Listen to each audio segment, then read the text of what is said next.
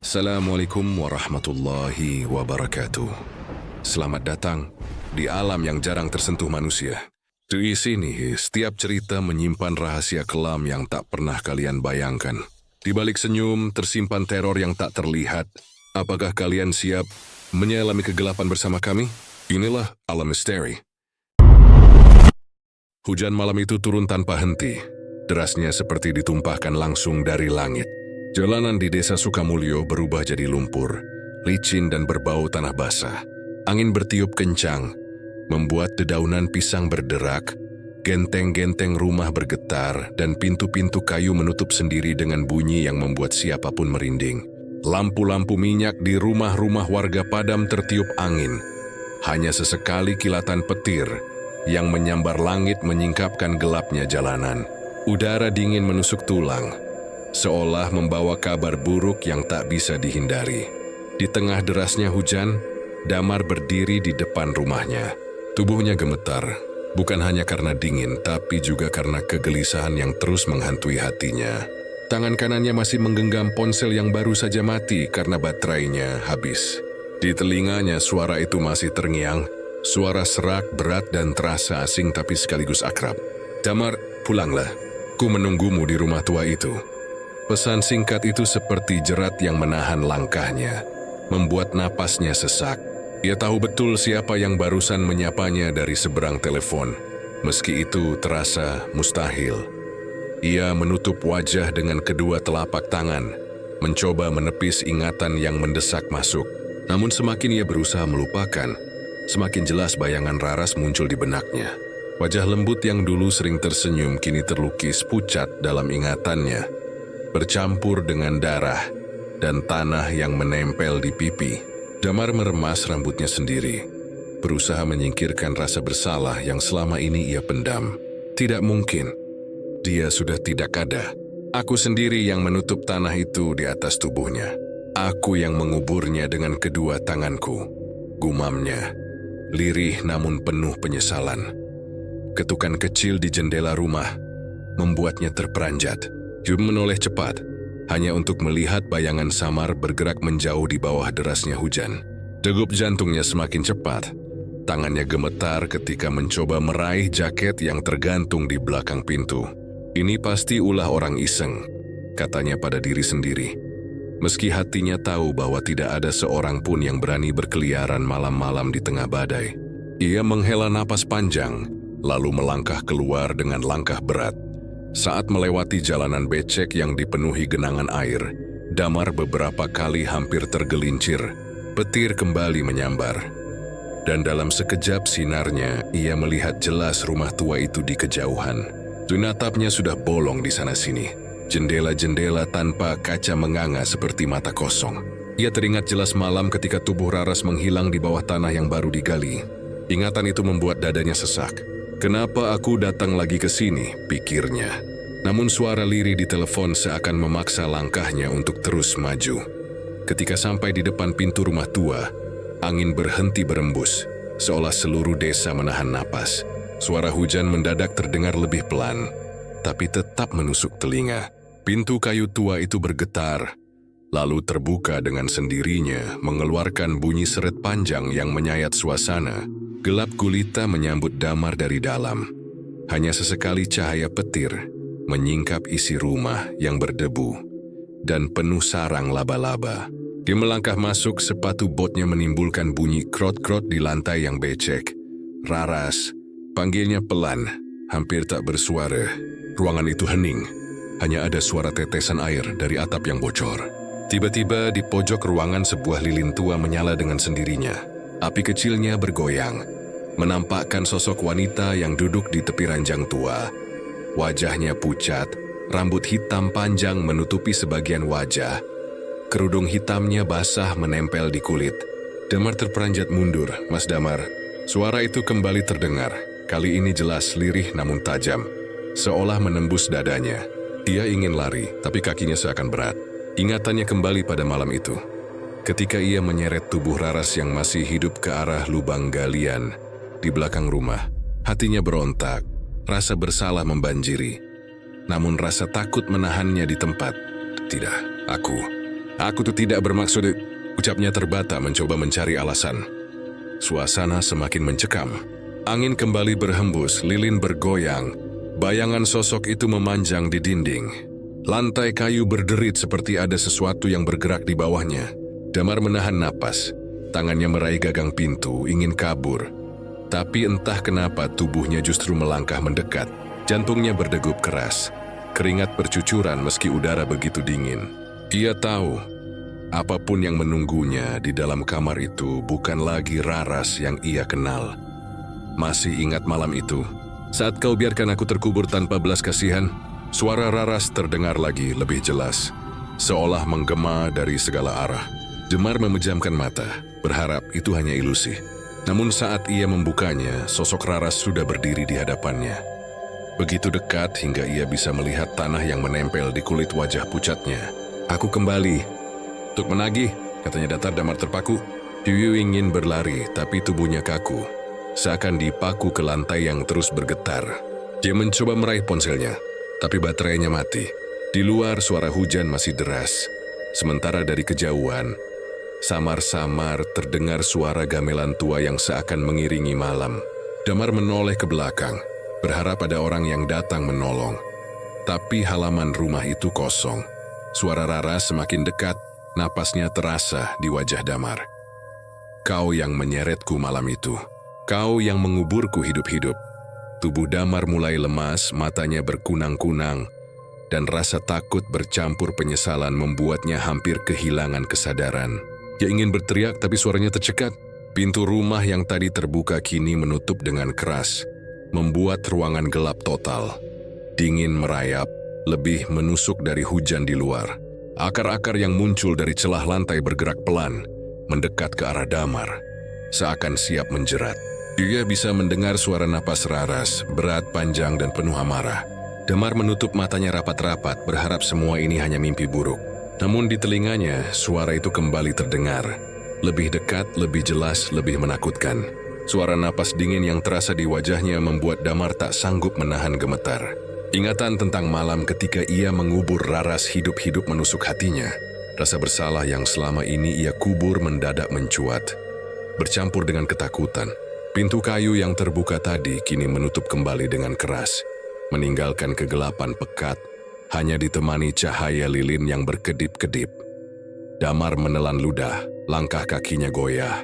Tubuhnya ingin kabur, tetapi kakinya seperti tertahan. Bayangan di sudut ruangan bergerak, memanjang, lalu merapat. Dari kegelapan itu, sosok Raras semakin jelas. Wajahnya pucat dengan noda tanah menempel di pipi. Kerudung hitamnya menempel di kepala yang basah. Tatapan matanya kosong, namun menusuk hati Damar seperti pisau tajam. Aku tahu kau di sana, Mas.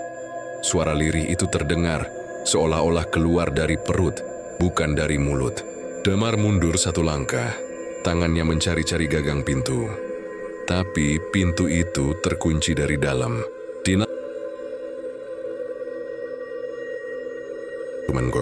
Panik makin mencekik, keringat bercucuran di wajahnya yang pucat pasi. Raras, jangan, aku tidak bermaksud begitu.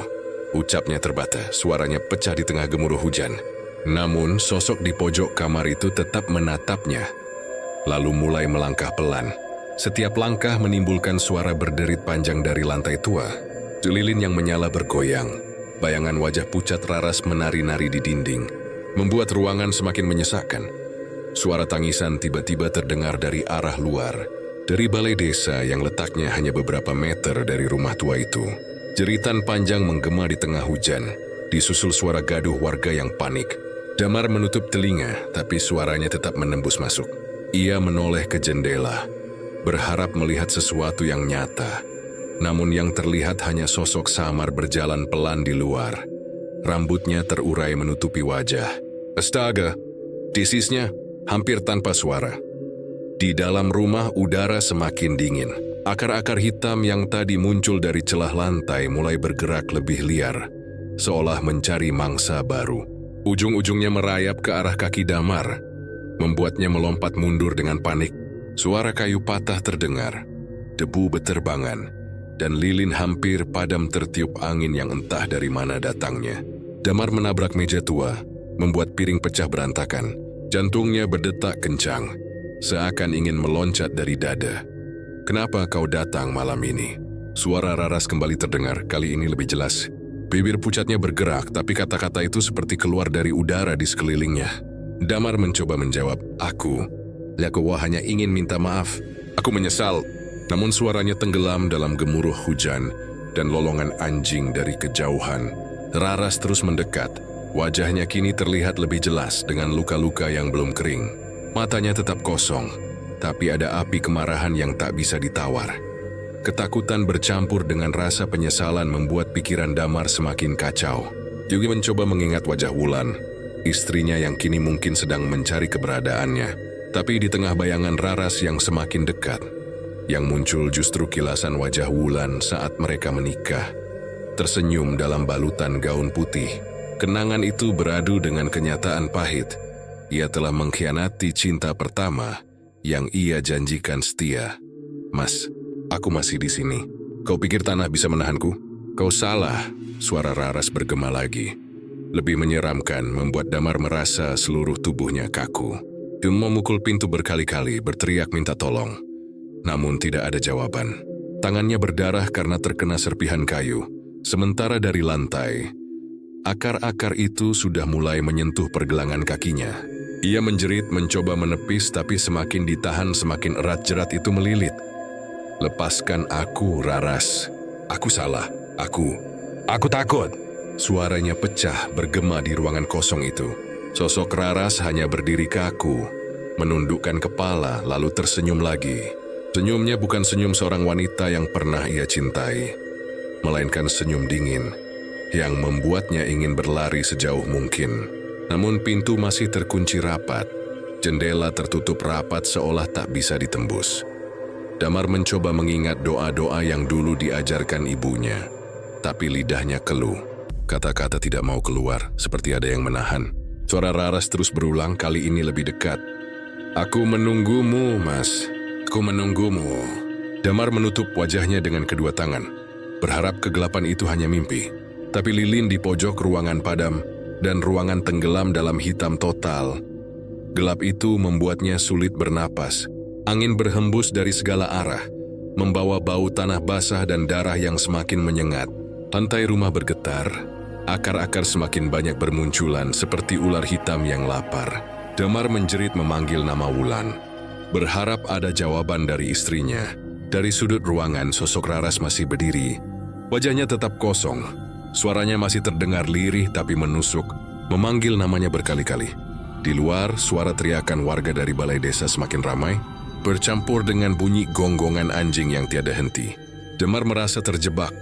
Tidak ada jalan keluar, tidak ada udara, tidak ada cahaya. Yui meraba pintu sekali lagi, menghantamnya dengan bau. Tapi kayu tua itu tetap tidak bergeming. Napasnya semakin cepat, matanya mencari jalan lain, namun hanya menemukan kegelapan yang terasa makin menutup dirinya. Dalam detik-detik panjang yang terasa seperti tidak berujung, Damar hanya bisa merasakan satu hal. Bayangan Raras kini berdiri tepat di hadapannya. Suara hujan berhenti tiba-tiba, meninggalkan kesunyian yang menekan telinga. Suara lirih itu kembali terdengar, kali ini begitu dekat hingga membuat bulu kuduknya berdiri. "Kau tidak bisa lari, Mas." Damar membeku, tubuhnya seperti tak lagi miliknya sendiri. Ia ingin menjerit, ingin berlari, ingin menghilang. Tapi seolah semua jalan sudah tertutup rapat, jantungnya berdetak semakin keras, napasnya memburu, dan kegelapan menelan seluruh sudut rumah tua itu. Di hadapannya, sosok Raras perlahan mengangkat wajahnya yang penuh tanah. Dan Damar merasakan sesuatu yang jauh lebih menakutkan daripada malam hujan di luar. Suara berat yang memanggil namanya tadi masih terngiang di telinga Damar. Tubuhnya yang membeku kini semakin sulit digerakkan, seakan ada beban menekan bahunya. Namun di luar sana, suasana justru lebih kacau. Di balai desa, di bawah guyuran hujan deras, suara gamelan tua berdenting sendiri, nyaring tapi juga sumbang. Alunan itu menusuk telinga, membuat bulu kuduk warga berdiri. Lampu-lampu minyak yang dipasang di tiang bergoyang tertiup angin. Cahaya redupnya menari di wajah-wajah cemas yang berkerumun. Seorang ibu tua berbisik sambil merapatkan selendangnya. "Itu suara dari rumah Raras, kan?" Suaranya bergetar, membuat beberapa warga saling pandang dengan takut. Tak lama kemudian terdengar jeritan panjang perempuan, melengking dan penuh rasa sakit. Anak-anak yang ikut berkumpul langsung menangis keras. Sebagian memeluk ibunya, sebagian berlari ke belakang. Pemuda-pemuda desa yang tadinya berani pun kini terlihat ragu. Mereka berdiri terpaku, menoleh ke arah rumah tua yang berdiri suram di kejauhan. "Bagaimana ini, Pak? Jangan-jangan ada orang kesurupan lagi," kata salah satu pemuda dengan wajah pucat. Yang lain menimpali, "Kalau benar itu suara arwah Raras, kita bisa habis satu kampung." Mereka ingin segera berlari ke rumah itu, tapi rasa takut menahan langkah. Ada yang sudah bersiap membawa obor. Ada pula yang menarik lengan temannya, agar jangan nekat mendekat. Ketegangan bertambah saat seorang bocah perempuan menunjuk ke arah jalan becek. Itu Bu Wulan, teriaknya dengan suara terisak. Semua mata serempak menoleh. Dan benar saja, di tengah derasnya hujan terlihat sesosok wanita muda berjalan lambat menuju rumah tua. Gaun pengantin putihnya menempel di tubuh, basah kuyup dan wajahnya tertunduk. Orang-orang terkejut. Beberapa wanita menutup mulutnya menahan jerit, sementara para lelaki hanya bisa berbisik satu sama lain tanpa ada yang berani mendekat. Pak Darmo, kepala desa, maju ke depan dengan wajah tegang. Dia mesti mengangkat tangan, berusaha menenangkan suasana. "Semua tenang dulu. Jangan mendekat, jangan membuat gaduh," katanya dengan suara berat. Namun ucapannya tidak mampu meredakan kepanikan. Seorang pemuda berteriak, "Pak, kalau itu benar-benar Raras, bagaimana nasib kita semua? Dulu saja banyak yang mati setelah dia dikubur. Jangan-jangan kita semua akan diseret ke kuburannya." Suasana makin kacau. Beberapa warga mulai mendorong-dorong satu sama lain untuk menjauh dari balai desa. Tiba-tiba, pintu balai desa berderit terbuka, meski tak ada angin kencang yang mendorongnya. Obor di sisi pintu padam, menyisakan cahaya samar yang bergetar. Dari kejauhan, suara tangis perempuan itu semakin jelas. Seakan-akan hanya berjarak beberapa langkah lagi. Seorang bapak paruh baya berteriak, "Kita harus lapor polisi sekarang. Jangan sampai ada yang jadi korban lagi." Namun yang lain segera menukas, "Polisi pun tidak bisa melawan arwah. Kita hanya bisa berdoa." Perdebatan sengit pecah di antara warga, antara ingin lari menyelamatkan diri atau tetap tinggal dan menghadapi ketakutan bersama. Ketegangan semakin terasa ketika terdengar suara benda jatuh keras dari arah rumah tua. Brak! Semua orang terdiam sejenak, menahan napas, menunggu suara lain. Anak-anak bersembunyi di balik rok ibunya. Beberapa wanita mulai menangis histeris. Para pemuda yang tadi hendak maju kini mundur perlahan. Wajah mereka pucat pasi. Dan orang berbisik lirih, "Jangan-jangan itu Wulan. Dia yang teriak tadi. Dia ikut jadi korban." Suasana berubah jadi penuh ketakutan. Orang-orang mulai percaya kutukan Raras benar adanya. Pak Darmo memegang tongkat kayunya lebih erat. Ia melirik ke arah jalan becek yang menuju rumah tua. Bayangan putih yang tadi berjalan kini tak lagi terlihat, seakan ditelan gelap. "Tuhan, lindungi kami," ucapnya pelan, matanya masih terarah pada kegelapan yang kini hanya diterangi kilat. Suasana balai desa semakin mencekam, semua orang menunggu. Tapi tak ada yang berani bergerak maju. Di dalam hatinya, Damar bisa mendengar jelas jeritan Wulan bercampur dengan suara Raras yang berulang-ulang memanggil namanya. Dia menutup telinga, namun suara itu justru semakin keras. "Mas, aku menunggumu. Jangan lari. Jangan tinggalkan aku lagi." Tubuhnya makin lemas, seakan seluruh tenaga disedot oleh kegelapan yang kini terasa hidup. Ia mencoba menendang akar-akar yang melilit kakinya. Tapi jerat itu semakin kuat, seperti tangan manusia yang tidak mau melepas. Di luar, salah satu pemuda berteriak, "Pak, kalau kita diam saja, Wulan bisa mati." Yang lain membalas, "Kalau kita ke sana, kita semua bisa ikut mati." "Kau tidak dengar tadi? Itu suara arwahnya Raras." Warga terbagi, sebagian ingin menolong, sebagian lagi menahan dengan paksa agar tidak ada yang nekat mendekat ke rumah tua. Tangisan anak-anak bercampur dengan doa para orang tua, menciptakan suasana yang semakin kacau. Damar merasa dirinya benar-benar terjebak. Dia tidak bisa lari, tidak bisa berteriak, tidak bisa menutup mata dari kenyataan bahwa Raras berdiri tepat di hadapannya. Raras mendongakkan kepala, memperlihatkan wajahnya yang penuh tanah, matanya kosong. Tapi tatapannya menusuk, Senyumnya tipis, kaku, dan membuat dada Damar semakin sesak. "Kau pikir aku akan diam, Mas?" Ucapnya pelan, namun suaranya terdengar jelas di tengah keheningan yang tiba-tiba. Ruangan itu mendadak terasa makin sempit. Udara menjadi berat, sulit dihirup. Seolah ada sesuatu yang menekan dari segala arah. Damar mencoba menendang pintu sekali lagi, tapi tubuhnya justru terpental, jatuh ke lantai yang licin.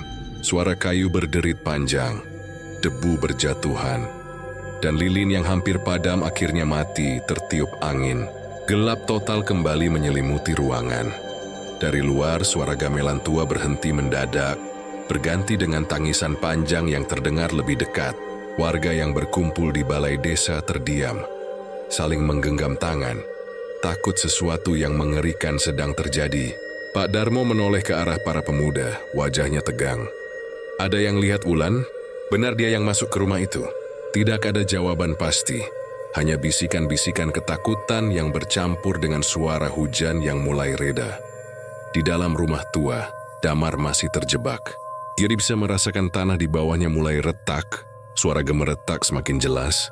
Akar hitam itu kini merambat ke tubuhnya, menekan kakinya hingga ia kesakitan. "Lepaskan aku. Aku mohon," jeritnya dengan suara serak. Namun yang menjawab hanya suara lirih Raras. "Dulu kau juga tidak melepaskanku, Mas." Kata-kata itu menghantam telinganya, menusuk hingga ke dalam hati. Damar berusaha keras meraih jendela. Tangannya penuh luka akibat serpihan kayu yang tajam. Nafasnya semakin memburu, dadanya terasa terbakar. Namun ketakutan membuatnya tak bisa berhenti mencoba. Ia tahu waktunya semakin sempit. Dari arah luar, suara warga yang panik terdengar samar, bercampur dengan bunyi hujan yang mulai mereda, tapi tangis perempuan dari dalam rumah semakin keras. Saat ia hampir mencapai jendela, sesuatu menahan tubuhnya dengan kuat. Akar-akar itu kini melilit hingga ke pinggang, menariknya ke bawah perlahan. Damar berusaha meraih apapun untuk bertahan, namun kayu rapuh itu hancur di tangannya. Ia terjatuh.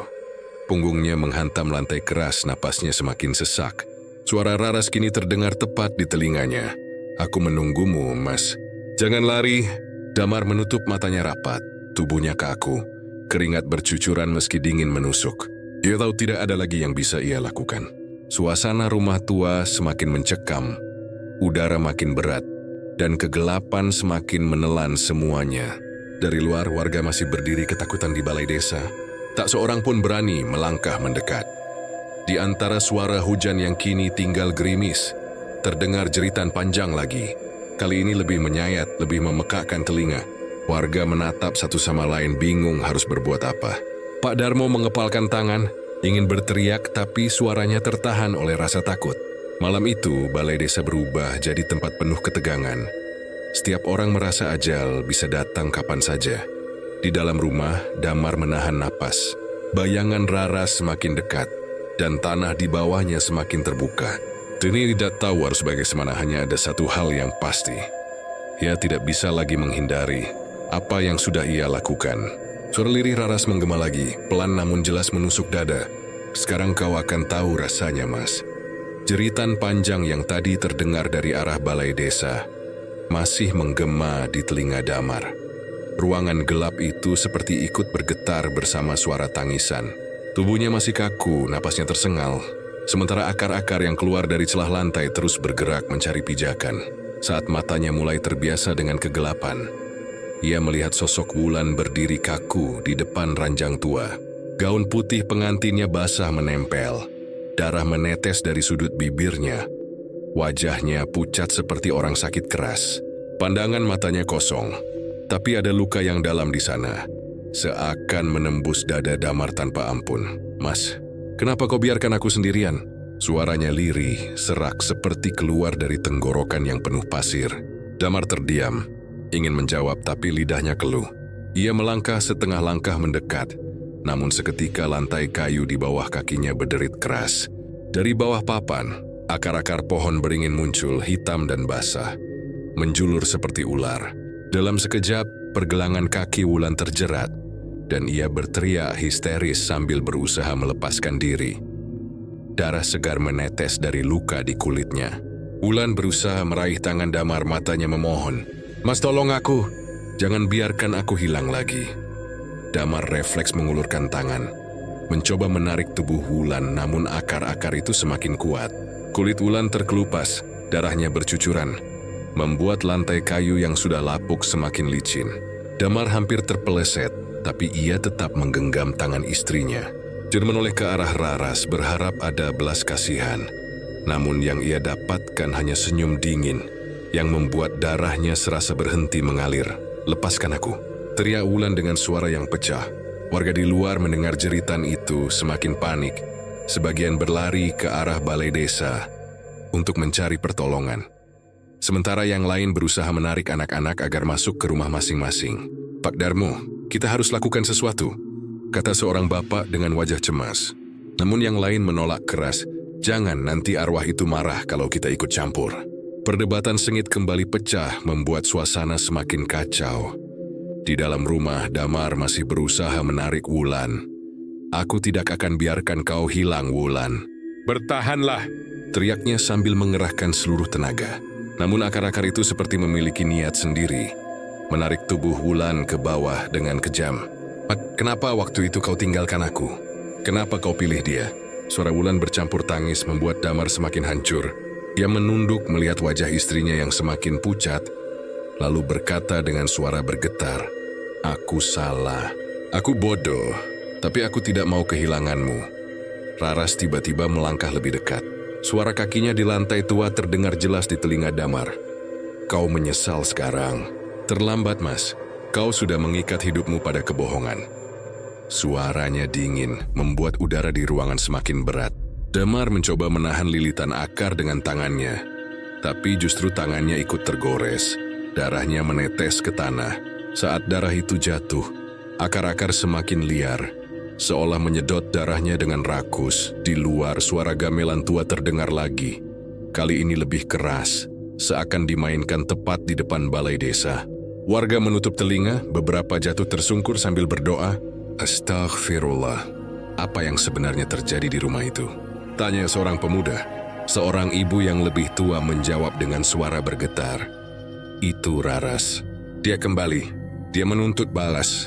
Kita semua akan jadi korban kalau tidak berhati-hati." Ketakutan itu menular cepat, membuat beberapa orang jatuh pingsan, sementara yang lain berusaha kabur meski jalanan becek dan licin.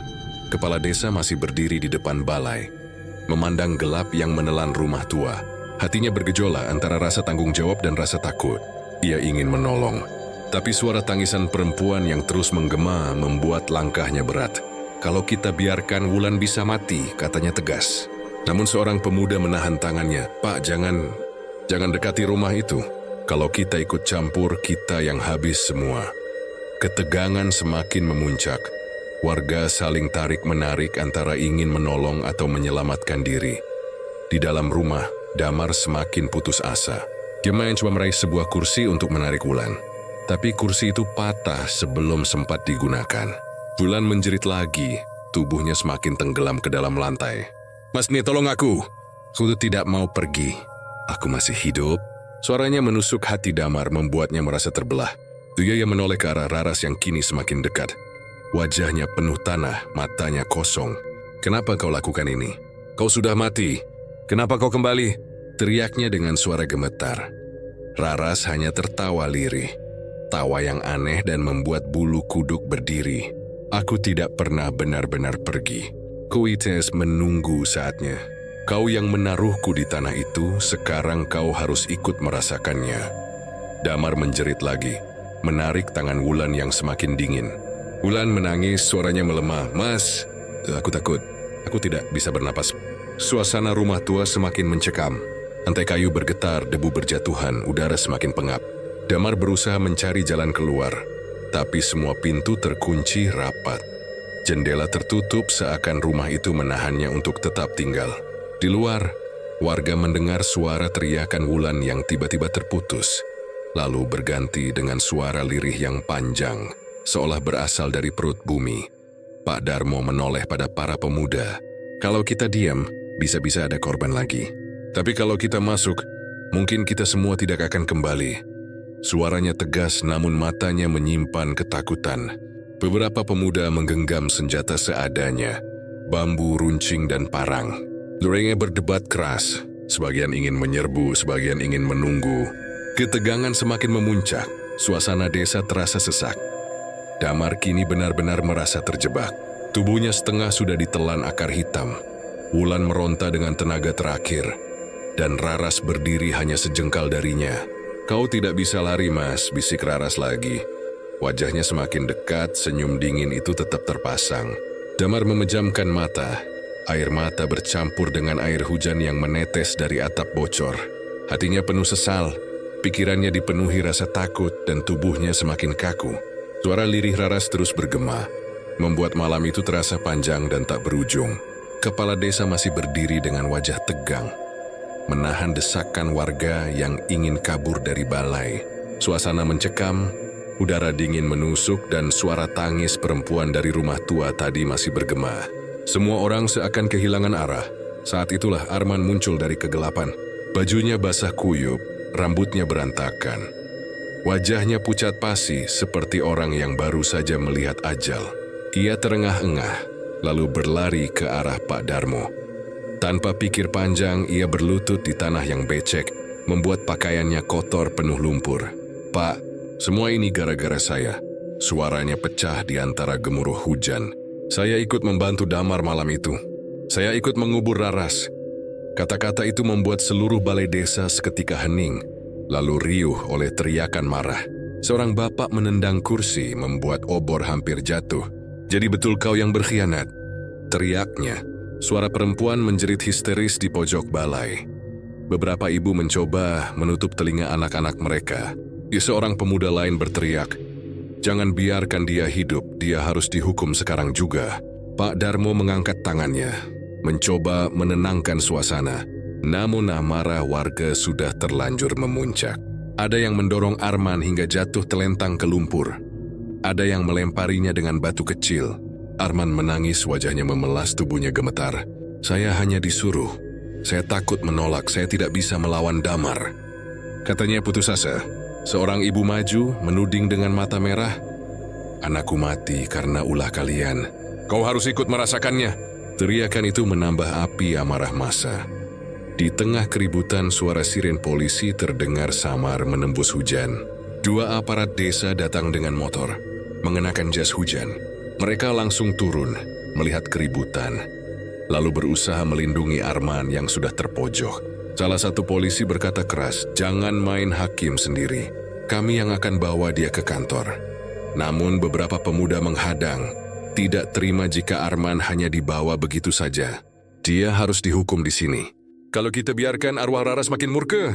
Teriakan itu membuat sebagian warga terbelah antara taat pada hukum atau tunduk pada ketakutan. Di luar balai, hujan mulai reda, tapi udara tetap dingin menusuk. Suara tangis perempuan kembali terdengar. Kali ini lebih dekat, membuat bulu kuduk semua orang meremang. Seorang anak kecil menjerit, "Itu Bu Wulan. Kulihat dia di jalan, Pak." Semua mata langsung menoleh ke arah jalan becek yang menuju rumah tua. Benar saja, sosok Wulan terlihat berjalan dengan gaun putih yang sudah basah. Rambutnya tergerai menutupi sebagian wajah, dan dari mulutnya menetes cairan merah. Ia berjalan lambat, seperti orang yang tak lagi punya tujuan. "Astagfirullah, dia kan baru menikah. Kenapa dia ada di sana?" tanya seorang bapak dengan suara gemetar. "Jangan-jangan dia sudah jadi korban," timpal seorang pemuda. Warga mulai berteriak panik. Ada yang berusaha lari, ada yang menutup pintu rumah. Suasana semakin kacau. Suara tangisan perempuan semakin jelas, bercampur dengan suara gamelan tua yang kembali berdenting sendiri. Pak Darmo menoleh cepat ke arah suara. Dia merasa waktu sudah habis. Wajahnya menegang, matanya menatap tajam ke arah rumah tua. Namun sebelum ia sempat melangkah, polisi yang baru datang langsung memborgol Arman. "Kami bawa dia ke kantor sekarang juga, biar jelas," kata salah satu polisi. Arman meronta, wajahnya pucat, matanya memohon kepada warga. Jangan serahkan aku, Pak. Kalau aku pergi, dia akan ikut. Dia pasti marah lebih besar."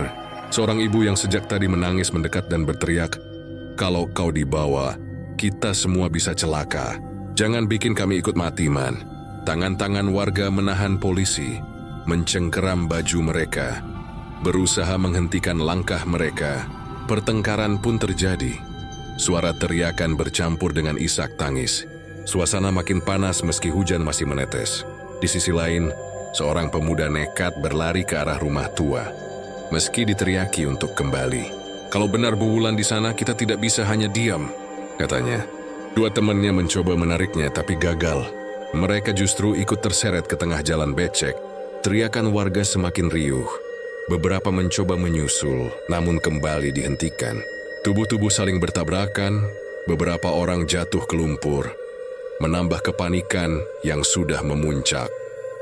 Arman yang masih di borgol jatuh tersungkur ke tanah. Lumpur menempel di wajahnya. Matanya memandang rumah tua yang suram itu. Ia menggeliat, berusaha bangkit, lalu berteriak sekuat tenaga. "Raras, jangan ganggu mereka. Aku yang salah, aku yang harus kau ambil." Suaranya parau, penuh ketakutan sekaligus penyesalan. Warga menoleh, sebagian mengejeknya. Sebagian justru terdiam mendengar pengakuan itu. Pak Darmo menunduk, wajahnya menegang. "Benarkah ini semua ulah kalian?" tanyanya dengan suara berat. Arman mengangguk sambil menangis. "Saya ikut menggali lubang itu, Pak. Saya ikut menutupinya. Saya takut waktu itu Damar mengancam saya. Tapi saya salah, saya ikut menguburnya hidup-hidup." Suara Arman mengguncang hati sebagian warga. Beberapa mulai berteriak marah ingin menghajarnya saat itu juga. "Bunuh saja dia. Jangan biarkan kutukan makin parah," teriak seorang pemuda sambil mengangkat parang. Polisi berusaha menahan, mendorong mundur kerumunan, tapi jumlah warga terlalu banyak. Situasi semakin panas, hampir meledak. Anak-anak menjerit, orang tua menangis, beberapa orang teriak membaca doa keras-keras. Suara gamelan tua semakin nyaring, seakan-akan menyatu dengan detak jantung warga yang berpacu. Arman menangis, suaranya serak. "Saya rela, Pak, borgol saya. Ini bawa saya. Saya sudah tidak tahan. Lebih baik saya mati daripada desa ini hancur." Polisi saling pandang, bingung harus mengikuti perintah hukum atau menyerahkan Arman pada amarah warga. Pak Darmo memejamkan mata, hatinya terhimpit antara menjaga wibawa hukum dan menyelamatkan nyawa banyak orang. Hujan berhenti, menyisakan bau tanah basah yang menusuk. Desa menjadi hening. Hanya tersisa suara detak jantung orang-orang yang berdiri tegang. Tiba-tiba terdengar lagi suara tangisan perempuan. Kali ini lebih dekat. Seakan datang dari balik pintu balai desa yang terbuka sedikit. Semua kepala serempak menoleh. Obor di sudut ruangan bergetar seolah hendak padam. Dalam sekejap suasana membeku. Pak Darmo menelan ludah, suaranya lirih hampir tak terdengar. "Ya Tuhan, diusinin sampai malam ini. Jangan sampai..." Namun sebelum ia bisa menyelesaikan kalimatnya, udara dingin yang menusuk itu semakin pekat, membuat napas semua orang terasa berat. Warga yang tadi berteriak kini hanya bisa menatap ke arah pintu, menunggu sesuatu yang tak jelas, antara nyata dan tidak. Di tengah balai desa yang remang, Arman yang masih berlutut tiba-tiba menjerit, matanya melotot menatap ke arah luar.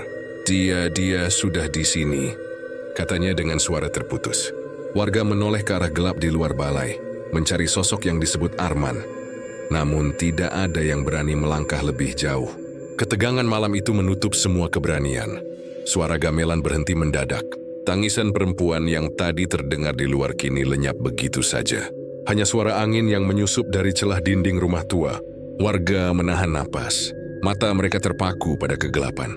Anak-anak dipeluk erat. Beberapa orang tua terus merapal doa, sementara para pemuda masih memegang parang dengan tangan yang gemetar. Di dalam rumah tua, Damar masih berusaha menarik Wulan yang semakin tenggelam ke dalam tanah. Darahnya menodai lantai. Raras berdiri tidak jauh. Wajahnya semakin jelas terlihat, senyum dinginnya tetap menempel. Tatapannya menusuk. Damar berteriak, "Raras, hentikan. Ambil aku saja. Jangan dia." Namun suara lirih itu kembali berulang. "Kau sudah memilih jalanmu, Mas. Kau hanya menagih janji." Nafas Damar semakin berat, kakinya makin dalam ditelan tanah. Tangannya terlepas dari genggaman Wulan yang kini menatapnya dengan mata kosong penuh air mata. Jeritan panjang kembali menggema, memecah keheningan malam. Warga di luar saling tatap, wajah mereka pucat, hati mereka penuh rasa takut. Dan tidak ada yang tahu apa yang sebenarnya sedang terjadi di dalam rumah tua itu. Di tengah kegelapan, Damar hanya bisa menatap dua sosok perempuan di hadapannya. Satu berkerudung hitam, wajahnya penuh tanah dan luka, menatapnya tanpa ampun. Satunya lagi adalah Wulan, istrinya, yang terjerat akar dan perlahan kehilangan tenaga. Damar merasa dadanya sesak, tubuhnya kaku, pikirannya buntu. Ia ingin menjerit, tapi suara itu sudah kalah oleh tangis dan dentuman hujan yang kembali turun. Di saat itulah, pintu balai desa kembali berderit keras, membuat semua orang di luar menahan napas. Suara lirih itu terdengar jelas, menusuk telinga, mengulang kata-kata yang sama. Aku menunggumu. Dalam kepanikan itu, jeritan Wulan semakin melemah, seakan ditelan tanah. Di luar rumah tua, suara tangis perempuan mendadak berpindah. Kini terdengar dari arah sawah yang siap dipanen. Warga desa yang masih berkumpul di balai desa saling pandang. Wajah-wajah mereka pucat diterangi cahaya, obor yang bergetar ditiup angin. Malam belum habis, tapi bayangan kegelapan terasa semakin berat menindih seluruh desa. Para petani yang semula sudah menyiapkan sabit untuk memanen tebu, tiba-tiba mendengar derap langkah dari tengah ladang. Suaranya berat, teratur, seperti derap kaki pasukan.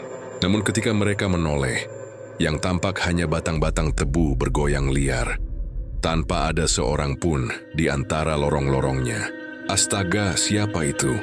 Tanya seorang pemuda dengan suara gemetar. Seorang yang lebih tua mencoba menenangkannya. Jangan lihat ke sana, nanti ikut di bawah. Namun ucapan itu justru menambah rasa takut, membuat semua orang gelisah. Tidak tahu apakah harus lari atau tetap bekerja. Petir menyambar, menyinari langit malam sesaat. Di sela-sela cahaya putih menyilaukan, tampak bayangan raksasa menjulang tinggi di antara batang-batang tebu. Tubuh hitamnya besar, matanya kosong. Kepalanya seakan tiga bergerak liar ke kiri dan kanan. Warga menjerit histeris, sebagian menjatuhkan sabit, sebagian lari terbirit-birit ke arah balai desa. Namun ada juga yang tetap bertahan karena takut panen gagal. Dan keluarga mereka tidak bisa makan. Konflik semakin nyata antara menyelamatkan diri atau menyelamatkan hasil kerja. Ketika ketegangan memuncak, seorang anak kecil yang ikut orang tuanya memanen tebu tiba-tiba berteriak kencang. Tubuhnya terseret oleh sesuatu yang tak terlihat menuju arah rawa. Di pinggir sawah, ibunya berlari mengejar sambil menjerit, "Anakku, lepaskan dia."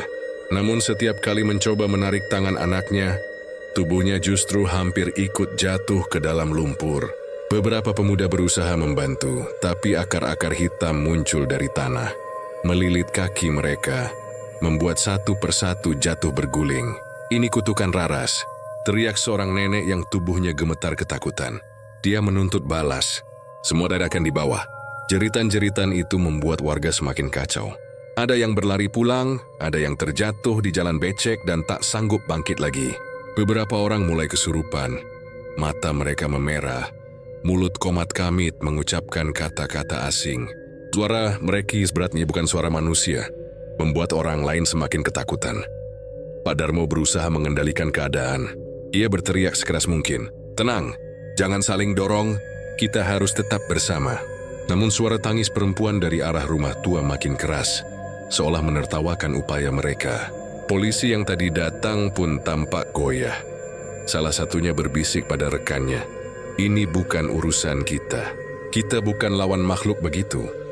Rekannya hanya mengangguk.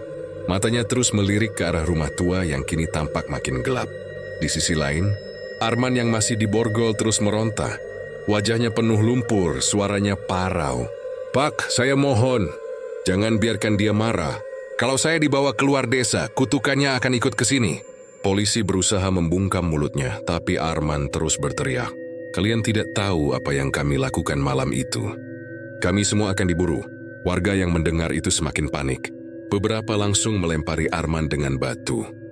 Ada yang menendang, ada pula yang memukul dengan kayu. "Diam kau, Man.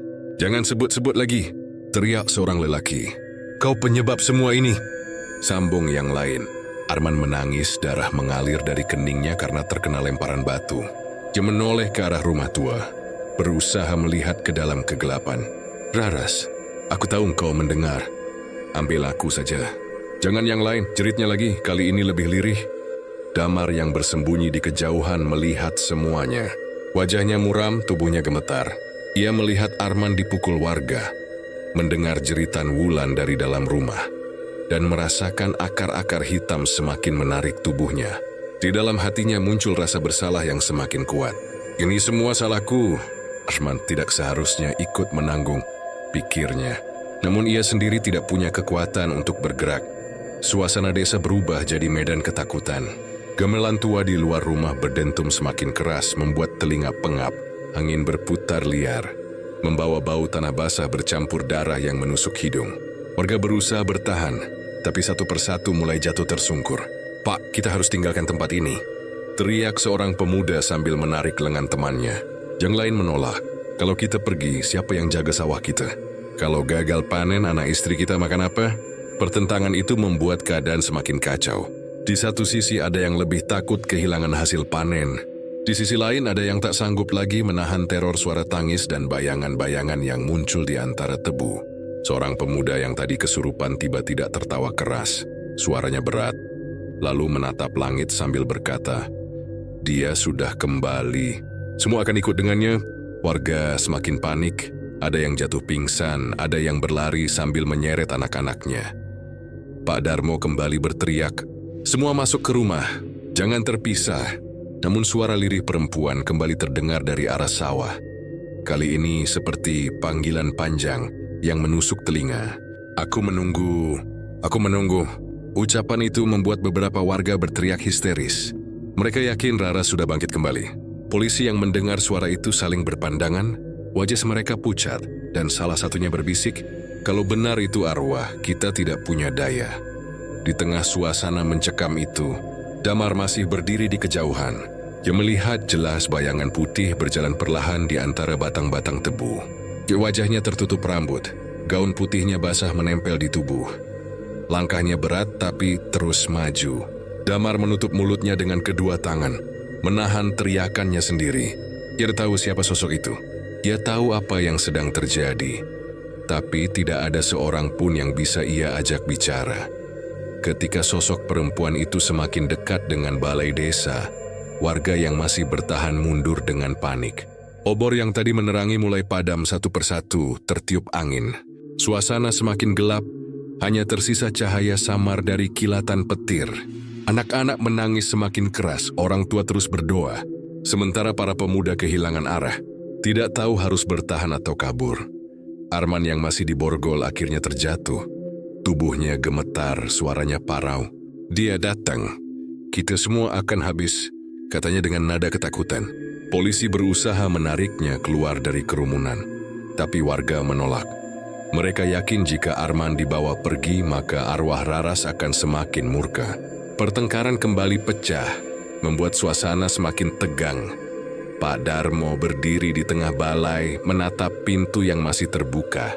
Yeti mengangkat suaranya, "Semua diam. Jangan bikin gaduh. Kalau kita panik, kita habis." Namun kata-katanya tenggelam oleh suara tangisan panjang yang tiba-tiba terdengar dari arah rumah tua. Kali ini suaranya begitu dekat, seakan hanya berjarak beberapa langkah dari balai desa. Semua orang terdiam, menahan napas, menunggu apa yang akan muncul dari kegelapan itu. Damar yang berdiri di bawah derasnya hujan, tubuhnya masih setengah terjerat akar, menoleh ke arah balai desa.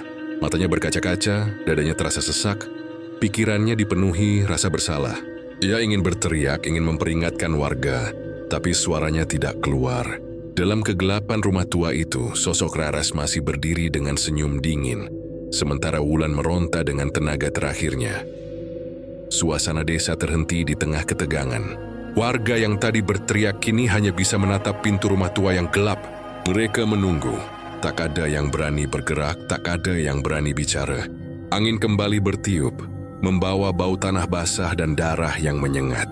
Lantai balai desa bergetar pelan, membuat semua orang semakin panik. Damar menutup matanya, mencoba mengusir rasa takut yang semakin menusuk. Namun suara lirih itu kembali terdengar, begitu dekat, begitu dingin.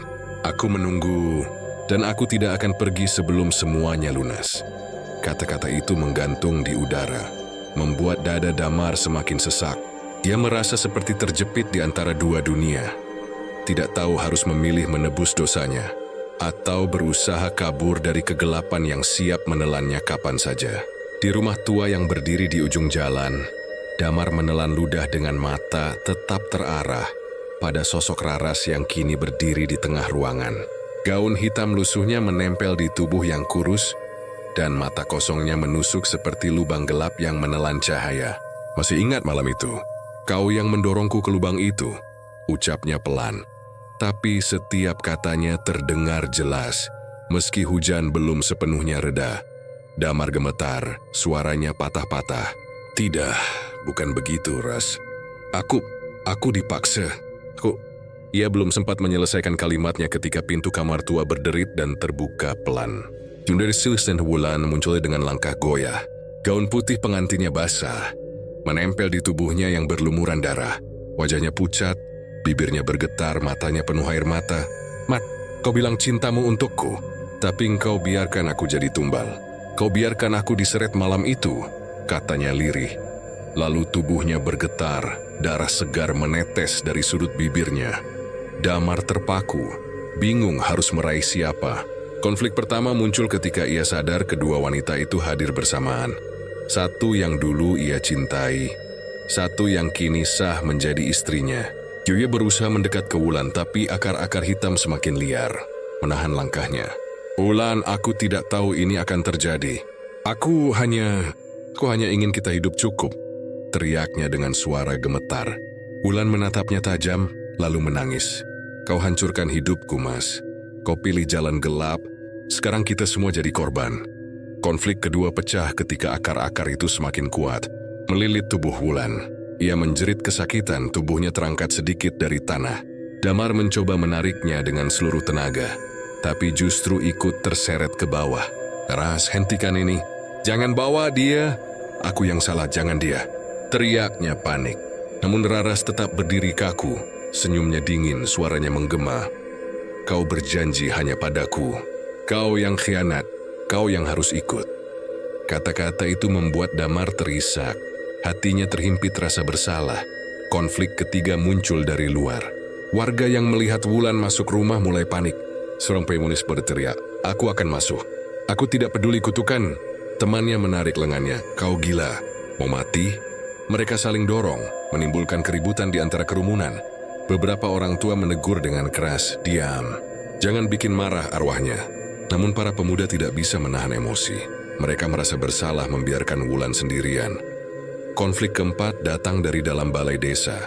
Arman yang masih di borgol kembali berteriak, tubuhnya gemetar hebat. "Dia tidak hanya akan ambil Wulan, kita semua akan dibawa. Percaya aku sudah lihat matanya." Syedulal dengan Swani. Polisi mencoba membungkam mulutnya, tapi ia terus meronta. Seorang pemuda menendangnya, membuat darah menetes dari bibirnya. "Diam kau pengkhianat, kau sudah membuat Raras menderita." Teriakan itu memicu emosi warga lain. Beberapa berusaha memukul, beberapa menarik-narik bajunya. Konflik kelima muncul ketika suara gamelan tua kembali berdentum keras. Kali ini jauh lebih dekat, seakan dimainkan tepat di depan balai desa. Obor yang tersisa padam satu persatu, menyisakan kegelapan pekat.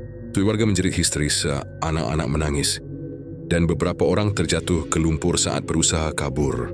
Piadarmo mencoba menenangkan, "Tenang, kita harus bersama, jangan berpencar." Tapi suaranya tenggelam oleh riuh rendah jeritan orang-orang yang ketakutan. Di dalam rumah Damar semakin terjepit. Akar-akar hitam melilit tubuhnya hingga ke pinggang. Wulan terus menjerit, tangannya berusaha meraih Damar. Namun semakin lama semakin lemah. "Mas, tolong aku," katanya dengan suara terputus-putus. Damar memeluknya, mencoba menarik tubuh istrinya dari jeratan akar. Tapi setiap usaha hanya membuat akar semakin dalam mencengkeram. Dia menoleh ke arah Raras, matanya memohon. Tapi yang ia lihat hanya wajah pucat dengan senyum dingin yang tak pernah berubah. "Raras, aku mohon jangan sakiti dia." "Aku rela, ambil aku saja." Suara Damar bergetar, penuh air mata. Raras mendekat perlahan. Gaunnya berderet dengan suara basah, langkahnya membuat lantai kayu bergetar. "Kau bohong lagi, Mas. Waktu itu aku percaya padamu, hasilnya aku mati. Sekarang kau ingin aku percaya lagi? Katanya lirih, suaranya berat, membuat bulu kuduk Damar berdiri. Damar terjebak dalam pertarungan batin. Ia ingin menyelamatkan Wulan, tapi hatinya tahu Raras menuntut balas padanya. Demi menyesali setiap kata janji yang pernah ia ucapkan pada Raras dulu. Kalau saja aku tidak serakah, kalau saja aku tidak takut pada dukun Ranu, pikirnya. Namun bayangan Wulan yang menjerit kesakitan membuat hatinya semakin hancur. Ia mencoba menutup telinganya, tapi suara itu tetap menembus. Di luar rumah tua, warga desa mulai mundur menjauh dari balai. Mereka tidak tahan lagi mendengar suara tangisan dan dentuman gamelan yang semakin keras. Kita harus pergi, teriak seorang pemuda. Kalau tidak, kita semua mati. Yang lain menolak. Kalau kita pergi, sawah kita hancur, panen gagal, anak-anak kita kelaparan. Perdebatan kembali pecah, membuat orang-orang saling tarik-menarik di tengah hujan yang mulai mereda. Pak Darmo berdiri dengan wajah tegang, matanya masih menatap rumah tua yang gelap. Dia tahu sesuatu yang mengerikan sedang terjadi di dalam sana, tapi ia tidak bisa sembarangan melangkah. Kalau kita salah bertindak, desa ini benar-benar akan hancur, gumamnya pelan. Namun warga di sekelilingnya semakin resah. Beberapa berteriak-teriak menyebut nama Raras dengan suara bergetar. Di dalam ruangan, karakar hitam semakin banyak, memenuhi lantai, merayap ke dinding, bahkan melilit kaki Damar. Ia terjatuh, tubuhnya tertarik ke bawah, sementara Wulan berteriak semakin lirih. Mas, tolong aku. Tangannya yang penuh darah terlepas dari genggaman Damar, membuat pemuda itu menjerit sekuat tenaga. Jangan bawa dia. Ambil aku saja, Raras. Raras hanya menunduk. Senyumnya semakin lebar, suaranya pelan tapi menusuk. Kau bukan korban, Mas, kau yang memilih. Kau yang harus menebus. Aku menunggumu. Udara di ruangan itu semakin dingin, membuat napas Damar tersengal. Suara gamelan di luar berhenti mendadak, lalu digantikan oleh keheningan yang menekan telinga. Damar menoleh ke arah pintu, berharap ada seseorang yang berani masuk. Namun pintu tetap tertutup rapat, dan suara warga yang tadi riuh kini berubah jadi bisikan-bisikan panik. Dia merasa benar-benar sendirian, terjebak di antara arwah Raras yang penuh dendam, dan Wulan yang hampir tak bernyawa. Hatinya berteriak, tubuhnya bergetar, pikirannya kacau, dan ia tidak tahu harus memilih siapa yang harus ia selamatkan. Di tengah kegelapan itu, suara lirih Raras kembali terdengar. Kali ini lebih dekat, seakan tepat di telinganya. Sekarang giliranmu, Mas. Tangan dinginnya menyentuh wajahnya, dingin seperti batu nisan. Akar-akar hitam di lantai sudah menelan kaki Damar sampai ke lutut, membuatnya tak bisa bergerak. Is berusaha meraih tubuhnya, tapi hanya semakin tenggelam. Wulan masih meronta, gaun putihnya terkoyak. Darahnya terus menetes membasahi tanah. Suara gamelan di luar berhenti mendadak, diganti oleh keheningan yang menakutkan. Hanya tersisa suara napas Damar yang terputus-putus. Mas, tolong aku. Bisik Wulan dengan suara nyaris hilang. Damar mencoba meraih tangannya lagi, tapi jemari Wulan licin oleh darah, terlepas begitu saja. Ia menoleh ke arah Raras, berteriak dengan suara serak. Raras, aku mohon, jangan dia. Aku yang bersalah, jangan dia. Namun Raras hanya menunduk, matanya yang kosong menatap tajam. Kau tidak bisa memilih, Mas. Kau sudah menukar jiwaku dengan keinginanmu sendiri. Sekarang waktunya kau merasakan apa yang aku rasa. Damar menggeliat, mencoba melawan cengkeraman akar, tapi setiap tarikan hanya membuat tanah semakin merekah. Lantai tua rumah itu mulai pecah, papan-papan kayu patah, suara retakan bercampur dengan deru hujan yang kembali turun deras. Warga di balai desa mendengar suara keras itu. Mereka menjerit. Beberapa mencoba lari, tapi terhenti saat melihat bayangan putih berkerudung melayang di atas jalan becek. Astaga, dia semakin dekat, teriak seorang pemuda. Seorang ibu menjerit memeluk anaknya erat. Kita semua akan mati. Pak Darmo mencoba menahan amarah warga yang semakin menjadi-jadi. Tenang, jangan bertindak gegabah, teriaknya. Tapi suara tangis perempuan kembali menggema dari arah rumah tua. Tangisan itu panjang, serak, membuat orang-orang menutup telinga. Konflik pertama semakin jelas. Warga ingin meninggalkan panen dan lari, tapi kepala desa bersikeras agar mereka bertahan. Beberapa petani berteriak marah. Kalau panen gagal, kita mati kelaparan, Pak. Sementara yang lain balas berteriak, Kalau kita tetap di sini, arwah itu akan habisi kita semua. Di tengah perdebatan itu, konflik kedua meledak. Seorang pemuda yang tadi keras kepala nekat masuk ke dalam lorong tebu. Baru beberapa langkah tiba-tiba tubuhnya terhenti. Matanya mendelik, lalu mulutnya terbuka lebar. Suara berat keluar dari tenggorokannya. "Dosa, darah, semua harus dibayar," ucapnya dengan suara yang bukan suaranya sendiri. Warga menjerit, sebagian mencoba menahannya. Tapi ia mengamuk mencakar siapa saja yang mendekat. Seorang anak terjatuh dan hampir terkena sabetan parang. Untung segera ditarik ayahnya. Konflik ketiga datang dari arah Wulan yang masih berteriak. Suaranya terdengar keluar rumah, membuat warga semakin histeris. Seorang ibu berlari mendekat balai desa, berteriak, "Itu suara Wulan. Dia disiksa." Tiba-tiba, jeritan itu terputus, diganti dengan suara langkah-langkah berat yang menggetarkan tanah. Bayangan besar dengan 3 kepala muncul di antara batang-batang tebu. Mata merah menyala, lidah panjang menjulur. Suara desis ular bercampur raungan binatang. "Ya Tuhan, itu raksasa," bisik seorang bapak sambil gemetar.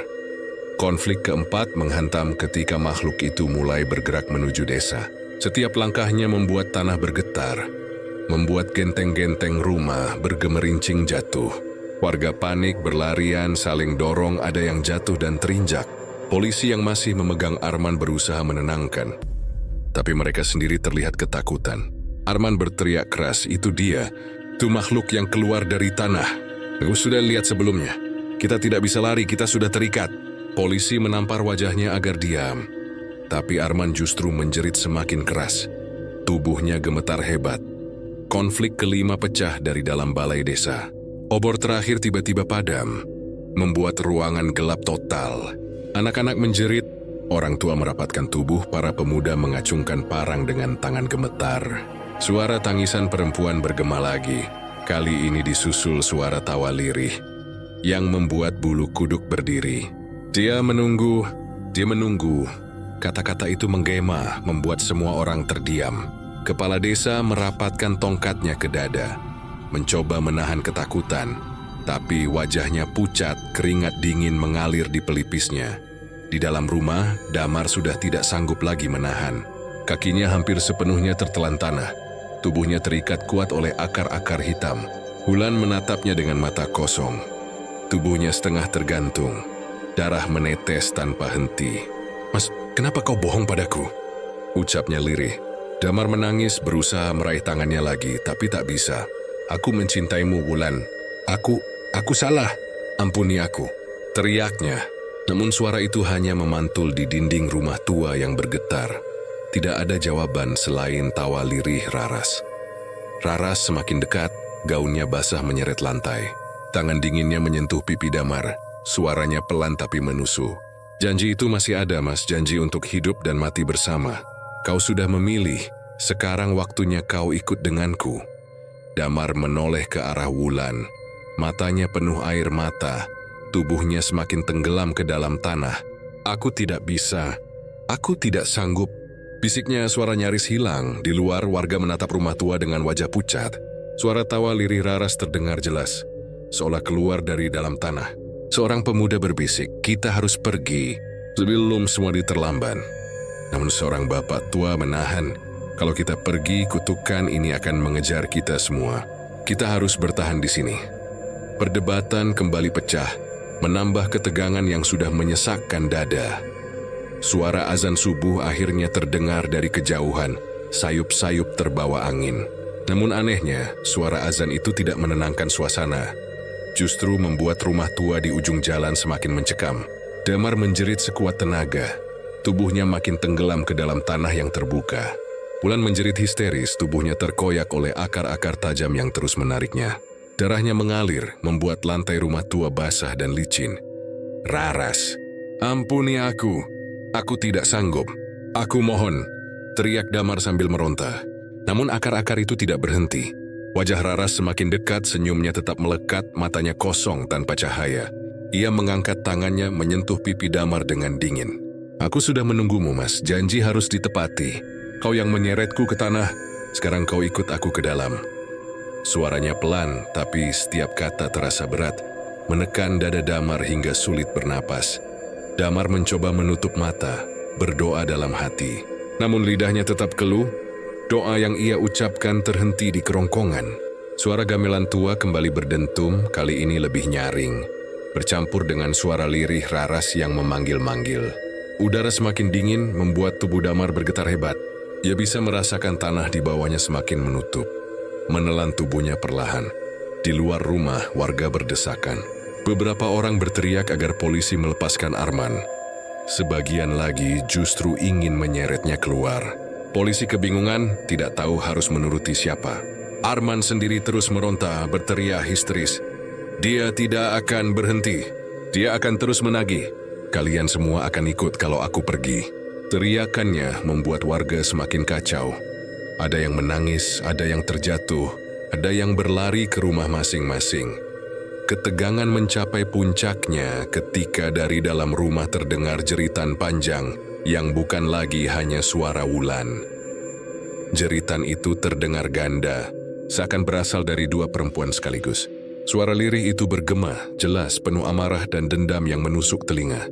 Warga menatap satu sama lain dengan wajah pucat. Tak seorang pun berani bicara. Keesokan harinya, setelah matahari muncul, desa masih diselimuti ketakutan. Warga yang berani mendekat ke balai desa terkejut melihat tubuh Wulan terbujur kaku di tengah ruangan. Wajahnya pucat, bibirnya membiru, darah masih menempel di gaun pengantinnya. Ia menatap kosong ke langit-langit, seakan masih menyimpan jeritan yang semalam mengguncang desa. Damar tidak ditemukan. Hanya ada jejak kaki berlumpur yang berhenti tepat di bawah pohon beringin tua. Seolah-olah tubuhnya lenyap di telan tanah. Warga menjerit, beberapa pingsan, beberapa berlari ketakutan. Mereka tidak berani lagi mendekat ke rumah tua itu. Pak Darmo hanya bisa berdiri terpaku. Wajahnya pucat, matanya berkaca-kaca. Arman yang semalam diborgol ditemukan tak bernyawa di dalam sel. Tubuhnya kaku dengan mulut terbuka, lebar seolah menjerit terakhir kalinya. Polisi yang berjaga tidak mampu menjelaskan apa yang terjadi. Suasana desa menjadi semakin suram. Ketakutan menyelimuti setiap rumah, setiap lorong, setiap sudut. Sejak malam itu, warga sepakat menyebut tanah di sekitar rumah tua dan pohon beringin sebagai tempat terkutuk. Tidak ada yang berani lewat ketika malam mulai turun. Balai desa yang dulu ramai kini sepi. Hanya sesekali terdengar doa dari mulut orang-orang tua yang masih berharap kutukan itu bisa reda. Namun setiap malam Jumat suara lirih perempuan selalu terdengar, memanggil dari kegelapan. Anak-anak dilarang keluar, pintu-pintu rumah ditutup rapat, lampu dipadamkan lebih awal. Di bawah pohon beringin, beberapa warga bersumpah pernah melihat sosok wanita berkerudung duduk kaku. Wajahnya pucat penuh tanah, matanya kosong menatap lurus. Ada yang mengaku melihat bayangan Wulan berdiri di sampingnya, tubuhnya masih berlumuran darah. Mereka berdua seperti menunggu sesuatu, berdiri diam dalam gelap malam. Warga yang nekat menatap terlalu lama sering jatuh sakit keesokan harinya. Demam tinggi tanpa sebab. Di balai desa, Pak Darmo beberapa kali mencoba meyakinkan warga untuk tidak panik. Kita harus kuat, jangan tunjukkan ketakutan, katanya. Namun setiap kali malam Jumat tiba, suasana berubah. Angin bertiup kencang. Gamelan tua berbunyi sendiri, dan suara lirih itu kembali terdengar. Lebih baik buta mata daripada buta hati. Kata-kata itu berulang, menusuk telinga, membuat banyak warga menangis dalam diam. Seiring waktu, cerita tentang Raras dan Wulan menyebar dari mulut ke mulut. Desa Sukamulyo menjadi bahan bisik-bisik. Orang luar mendengarnya sebagai legenda. Cerita telah usai, tapi bayangan masih mengintai. Sebelum kalian pergi, jangan lupa tekan subscribe dan hidupkan loncengnya, agar kalian tidak ketinggalan kisah yang lebih mencekam dari malam ini. Wassalamualaikum warahmatullahi wabarakatuh.